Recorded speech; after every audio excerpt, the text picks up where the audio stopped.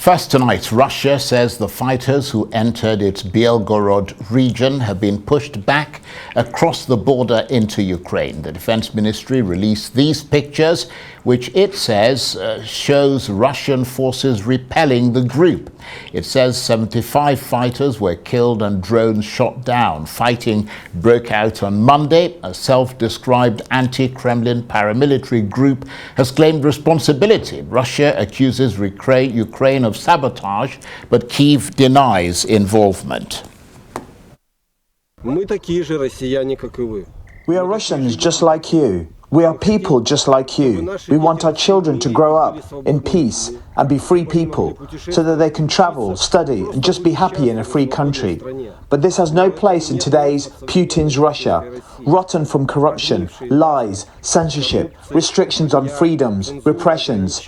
In that Russia where a person's life means less than an official's wallet. In that Russia, where a separate railway is being laid to the residence of the bunker grandfather instead of repairing roads in the regions.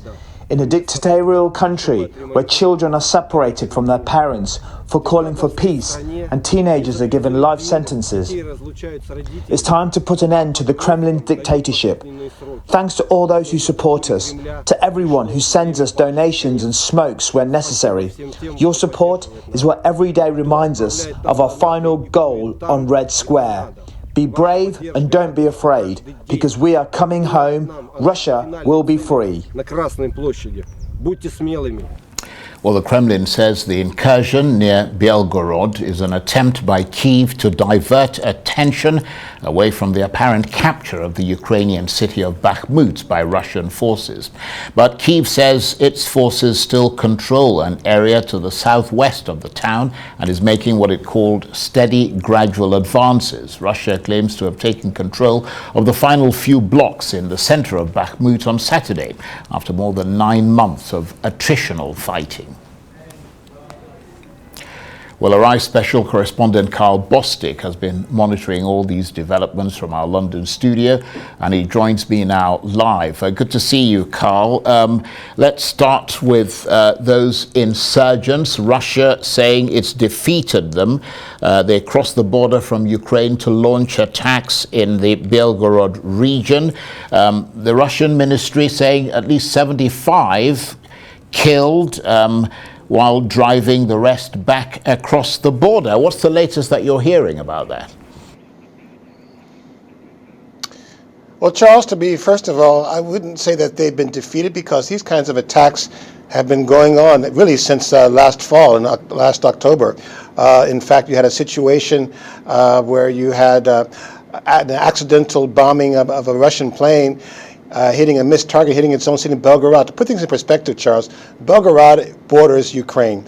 It's only the main city, Belgorod, is only a half-hour's drive from the Ukrainian border. Those villages that were hit, by these two paramilitary groups were less than 10 miles away, 6 miles away. So what happened in effect was that you had some fierce fighting, Charles, the biggest cross-border attack since the start of the war, in which you had, according to the Kremlin, 70 partisan-type fighters killed. You had attacks on border crossings, as many as maybe a dozen Russian border guards captured, according to these partisan groups, and at the same time attacking administrative buildings belonging to the FSB, Charles. The FSB is a successor to the KGB, so attacks on those things. Meanwhile, you've got the Belgorod governor telling citizens of these villages, which are right across the border from Ukraine, not to go home yet, because this is still a counterterrorism operation. So it's not really fair to say that this is a defeat for these militants. In fact, they may be, partisans. You heard those comments by that partisan leader. They are very, very anti-Kremlin, but they think that at the same time they're not crazy about Zelensky, because they're not really pro-democracy. They think Putin's even worse. Some of these groups, they have strong leanings actually towards extremist white nationalist groups in Europe. And briefly, Karl, some pundits are asking whether this is the start of an attempted revolution with Russian partisans trying to overthrow their own government, while others are wondering whether this is the opening salvo of Ukraine's counter-offensive. What are your thoughts on that? I think very simply, Charles, it just shows the vulnerability of the border between Russia and Ukraine, because Putin, as back in March, was calling for tightened security along the border, and look what's happened. This is the result. If anything can be drawn from what these attacks mean from the standpoint of the Ukrainians, I mean, these partisan groups, Russia Volunteer Corps and Legion of Free Russia, that's what they call themselves. They're saying they're there to liberate the villages.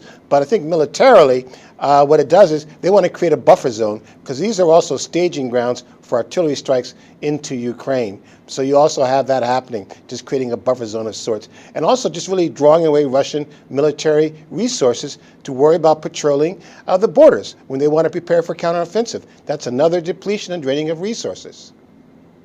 And the Kremlin has conceded that it's deeply concerned at what's happening, with the Kremlin spokesman Dmitry Peskov admitting the insurgents may be ethnic Russians. And that marks a major concession, doesn't it, given that Moscow has always portrayed Russian speakers in Ukraine as loyal to Moscow? That's true, Charles, but put things in perspective. I mean, Ukraine has a very strong ethnic Russian population, especially in eastern Ukraine, from which these are drawn. A fifth of Ukraine's 40-plus million population are ethnic Russian-speaking people. So you have that for one, but you also actually have had Russians, part of these militias. And just to be clear, the Ukraine military says that we are aware of them, but we're not nominally, involved with anything they do. We don't direct these attacks. So they operate independently of the Ukraine military. But it simply shows that, these are ethnic Russians in Ukraine who want nothing to do with the Russia of Vladimir Putin. And I wonder what you're hearing, Karl, about the situation in Bakhmut, which the Russian mercenary group Wagner claims to have captured, but which Ukraine disputes. Charles, listen, this all began about 10 months ago, back in August.